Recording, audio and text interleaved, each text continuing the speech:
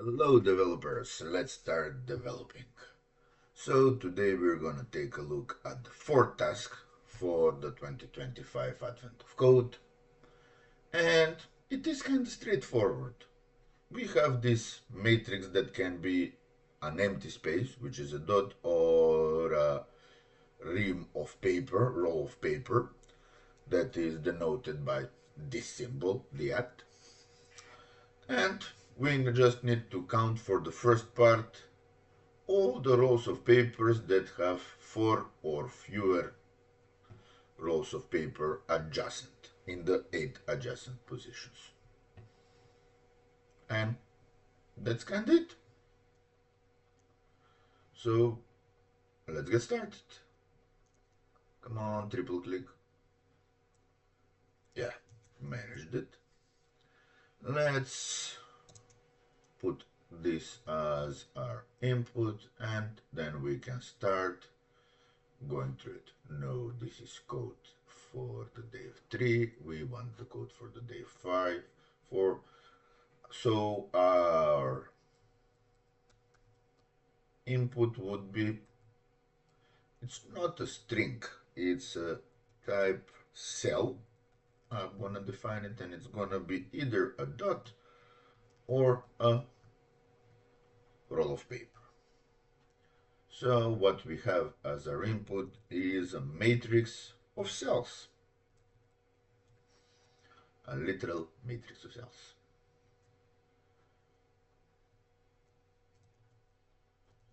So we have this and this and this and this, and everything is okay, only we're not returning a matrix of cells, so we kind of need to fix that. We did all the lines, and now we're gonna have two lines to map each line, and we're gonna split it on each character. We're gonna define it that is a cell array, so that those are the cells. Cells is a matrix of cells, which means that we're just gonna need to return the cells.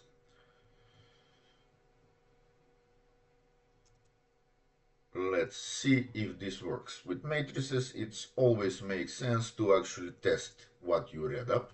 So we're just gonna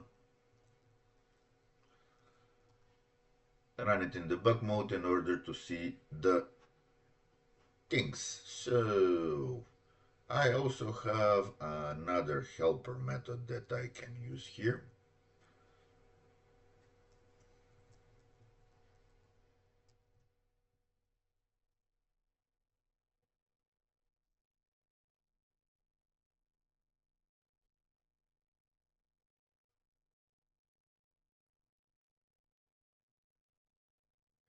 Debug mode, so we're gonna put it here. Print matrix, and the print matrix says how do we need to process each one. Do we need a row header? I think it would work out of the box. Not sure, but one way to find out. Yeah, it works out of the box. So let's see if this is what we gave it. Actually, the last line is paper dot paper dot paper paper paper paper dot and so on. So yeah, seems like our reading of our input is okay. And I love doing this, checking whether the input is read correctly. Because a lot of times I would find myself that I have some complicated algorithm that I designed and that is working and that is giving out errors, and then it turns out I didn't give it the proper input. The algorithm was working fine, and I just spent a whole of a lot of time and a whole of a lot of nerves debugging something that already works, and not seldom making it actually worse. So, if our input is correct, then the algorithm is kind of trivial. And in this case, we can use the JavaScript's whatever man behavior in our favor. Because what we want to check, for each of the cells, for each row of the input, for each cell of the rows, this is not gonna work because we need to find the neighbors. So for off loops are not that good. So we're gonna use rows and columns. we don't actually need the value of the cell, we need to check its neighbors. So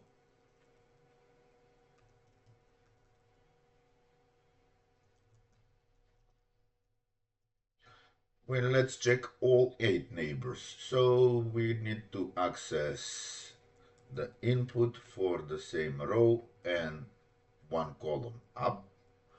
Actually, let's start from that corner. -1, -1.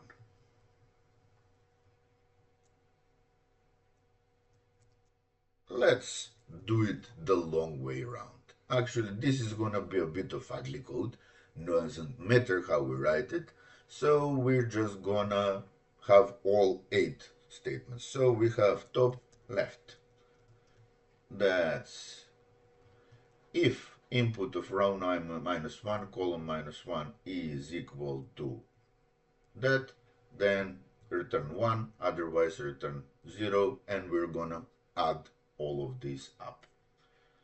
So, but what happens if we don't have a previous row? What happens if we go for the first row? Well, that's kind of a problem because we cannot dereference an undefined. However, we can always say, well, if there is one, then access it. If there isn't, then don't. Like this. We're gonna need to write some more top row. It's this. This could be undefined or this could be something specific. Top row, maybe column 1.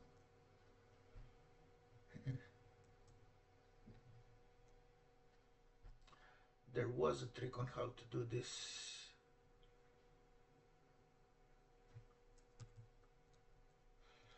Something along these lines, but I'm not sure if this will work. Yeah, I'm gonna call this top. So we have top right, we have the left one, we have the right one, bottom row, and then we have 3 for the bottom row. So we have 3 on top, 3 on the bottom, 1 on the left, 1 on the right, and we need to sum the neighbors up. That's all we want to do. And now, yeah, something like along these lines. So now we can just say if neighbors is less than 4, then result, actually let's just do this. Let's make it an X.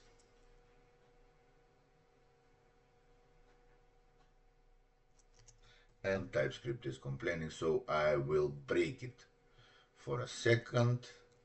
And after you're done with everything, just print the matrix. So we're not gonna get the result, but we don't really need the result. We just want to see the result. And the result is, I think, exactly what we didn't want.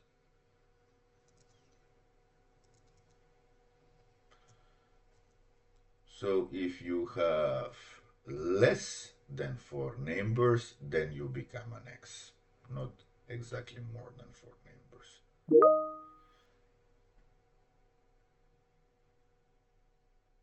And that's not what we wanted to do. If there are fewer than 4 rolls of papers. So if we have a roll of paper, we set a 1. If we don't have a roll of paper, we set a 0. And then we add them up. And if the total count of neighbors is less than 4, yeah. So let's make sure. Over here we have 1, 2, 3. Over here we have 1, 2, 3. So those should be X's.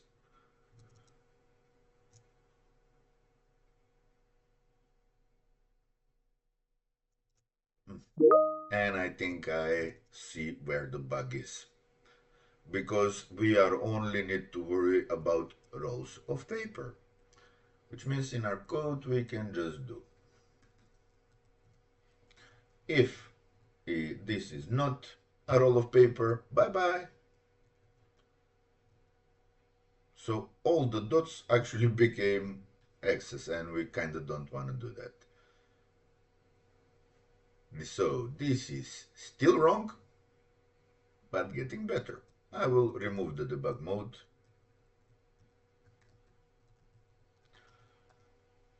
We're still debugging, but in a different way. So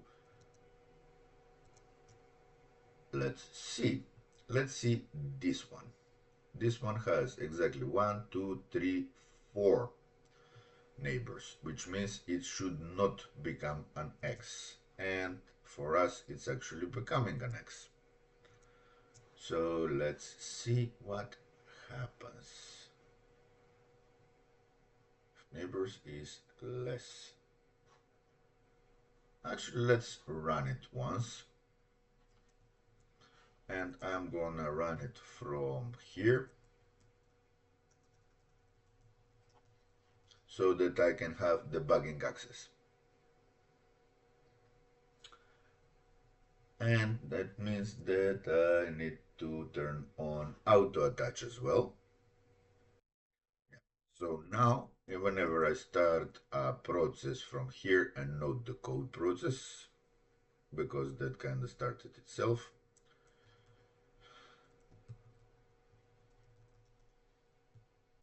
when I run a node process, it will get attached. So please attach. Or do I need to get a new terminal? Yeah. That's the problem. Once the terminal is not attachable, it's not attached. Which kind of makes sense. And here we have the thing attaching and it will start running. So now let's see. So we are at row 0. Let's see what we get for row 0. So if I'm not mistaken, this should be pretty much undefined, which means this is undefined, which means this is not squiggly, which means top left should be 0 always, and top and top right. And the left one is also 0, the right one is 1, and the bottom row we have, let's take a look at what we have. For this one we have 2 neighbors because we're processing that one, that's the first one. Bottom left is 1, bottom is 1, bottom right is 0, and neighbors is totally 3, which means that this thing becomes an X. So now we're going the next one. It has 2 neighbors. Let's see. This one. It has actually... Oh...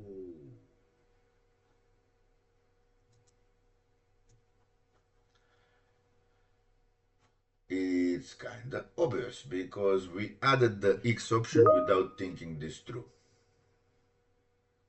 So it can, if we move it to an X, then it's not a thing. Let's make... I'm kind of overthinking this. Let's do it the other way around. Of course, now I want to see, really want to see the input. So what I'm gonna do, I'm gonna say I'm gonna have a copy of the input, and this thing is a short way to actually copy over. So I'm gonna have a copy of all the rows, and each row I'm just gonna deconstruct, which actually makes a copy of the row, or I can use row slice or something like that. But this will be an independent copy of those things. So I will first of all say here, I won't change anything else. I won't change the original input, but I will change the copy. I always try to not change the original input, and this time I went against my rules and principles and instincts, and made a boo-boo. That is one other thing that you should care about. And let's see, and now we have what we needed to do. So now one way to do this will basically just count the x's over here, but we don't even want to do that. We just need to have a result. That's a 0, and if we're mapping something with an x, we just increment the result. I prefer this as it's kinda more obvious, and let's return the result. We don't need to print the output, it should say 13. Exactly. So let's take the bigger input. It's still a sizable matrix. Not too big, 140 times 140, so that means 300,000 items, something like that. Or 30,000 items, yeah, 30,000 items. So let's start it. Let's save the input because we still run it on the small input, and the result that we're looking for, maybe, sorry, is 1493. Let's plug it in and see if we got it right or if we got it wrong. It's correct. It's relatively trivial. But now we need to write up on the second part. I'm already scared of the second part because the first part was kind of trivial and we got into problems because I kind of wanted to do too much. Fortunately, it's kind of easy and it's kind of obvious. So those were the accessible rolls of paper with our forklifts, which means we can take them out, which means some other pieces of paper become accessible, and some other, and some other, and some other. So we just need to iterate on this. I can think of a few more complicated solutions when we kind of make a network and have each neighbor be an edge, and when we remove the paper then that edge crumbles and we update the links, so we kind of transform our matrix into a graph, which will be very performant and very useful. But I can also think of a kind of a brute force solution. So actually now we're gonna need the copy,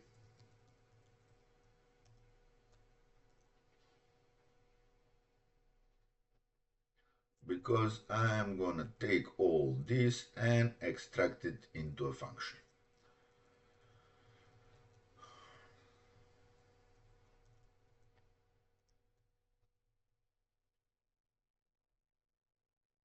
So this will be a function that takes a matrix and returns a matrix. It will return the new matrix, the copy. Yeah,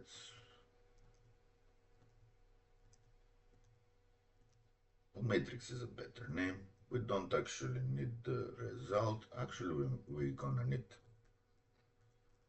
but we're gonna call it count. And it's gonna be 0.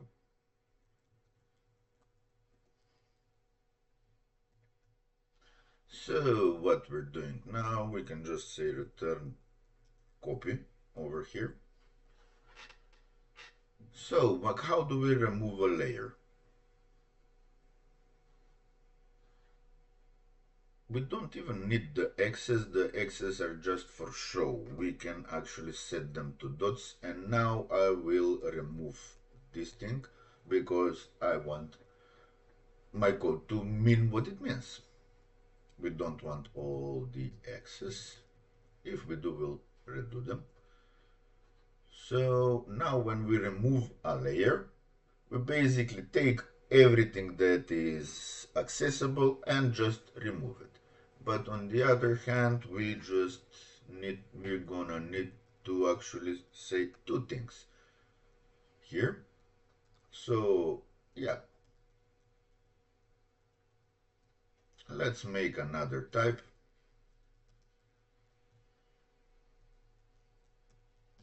I'm gonna call this is the response of the removal. It is gonna give us the new matrix and how many it removed. So with this will just provide that kind of a response, and it is kind of obvious what we're gonna return. We're just gonna say the matrix is the copy and the removed is the count of how many we actually removed. And now we're just gonna say remove layer from the input, and we're gonna take, we don't care about the result matrix, we just care about the result, and that's it. We don't need this. Oh,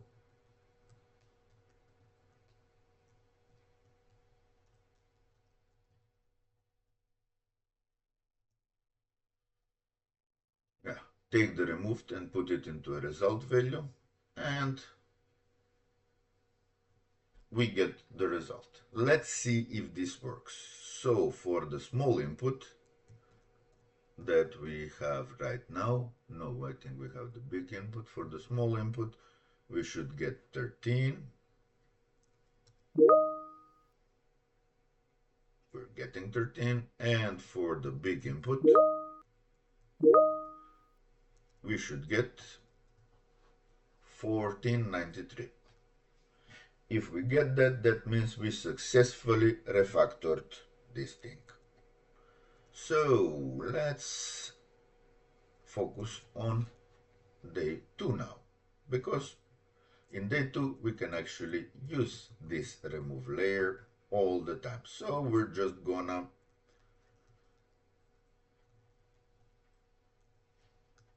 I will just get removed and removed layer, and I will define a matrix here variable.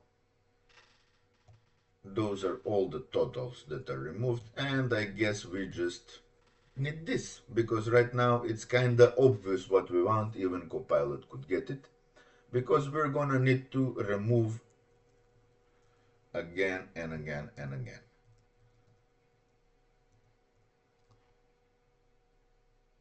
Yeah, we can print the matrix over and over again, but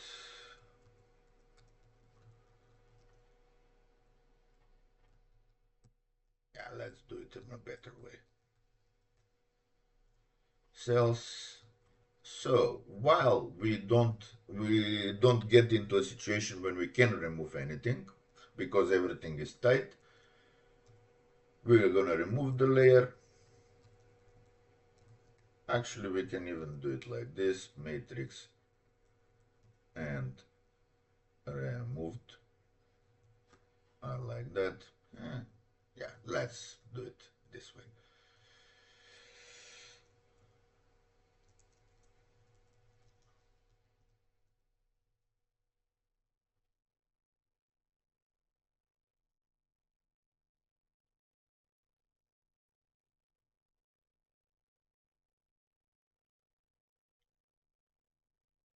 I'm gonna have to go back to what Copilot built because, yeah, object deconstruction is cool, but you run into this kind of problems when you want to reuse the same name for 15 different things. Anyway, yeah, something like this. Let's see what happens for the small input. So what we're doing is iteratively calling the removal process until it runs out of cells to remove. Let's see if this works the way that we want it to do. So over here we have that. First we remove 13. Yep. Then we remove 12, then we remove 7, then we remove 5, then we remove 2 and 1, 1, 1, 1, and 1, 1, 1, 1, and then we get to a point when this is actually a stable configuration. All of the things that are inside have 4 or more neighbors, which means that we cannot access any of them. And that's it. We removed 43 rolls of paper, but we cannot remove any more. And that's what we have. So let's move over to the bigger input. And again, this is not gonna be terribly efficient. I think that we're gonna have a lot of passes. Actually, I will change the code a bit so that we have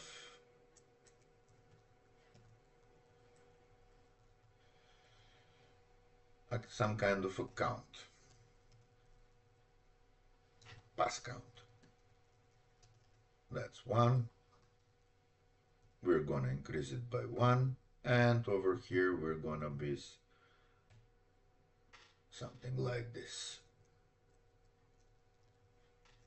For a total of, come on, yep, yep. Actually, no, I think this is much better. Actually, update the total removed and then show the updated value. So yeah, let's run it once more on the smallish input so that we can get, not in debug mode, but doesn't matter, for a nice, beautiful total. We had 10 passes that we went through. And let's see for the big input. Oh, it needed 45 passes. 1000, 1000, and then we got to this point when we totally removed 9194 cells. Let's see if that is our solution, and that is our solution. So we have our solution. Everything is great. I'm quite happy with this. As I said, this can be optimized if we transform our my matrix into some kind of a graph that will be able to automatically check whether something is removable or not. But this solution runs in 77 milliseconds. As I always say, my target is to have all the tasks run in under a minute, so I don't really mind. We can get this a bit, we can write some code that is way more complicated and just a bit faster. In this case, with this kind of input, it's not worth it. If we had a 200 by a 200 grid, or a 1000 by a 1000, or a million by a million grid, it will make sense to invest into making a grid. But for this input, for this level of speed, for this processing power, it doesn't. So I'm gonna leave it as is. As always, keep developing and see you tomorrow.